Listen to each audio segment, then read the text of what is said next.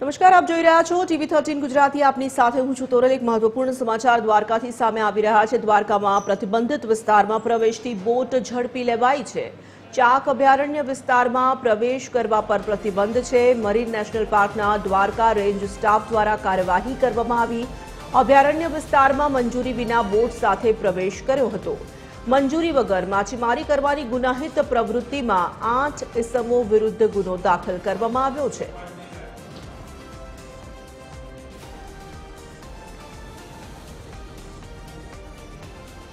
સંવાદદાતા ખુશાલ જોડાઈ ચૂક્યા છે ફોન લાઈન પર વિગતો સાથે। ખુશાલ, પ્રતિબંધિત વિસ્તારમાં પ્રવેશતી બોટને ઝડપી લેવામાં આવી છે, કોઈ જાણકારી સામે આવી રહી છે?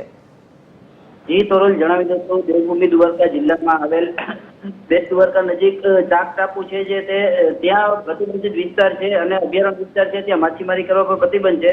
એ જતા પર 8 ઇસમો છે તે ગેરકાયદેસર પ્રવૃત્તિ કરતા અને માછીમારી કરતા ઝડપાયા હતા। મહેબૂબ અરબી, સંગાર ફારૂક જેવા અનેક અન્ય 6 ઇસમો છે જેની પોસ્ટર દ્વારા ધરપકડ કરવામાં આવી છે।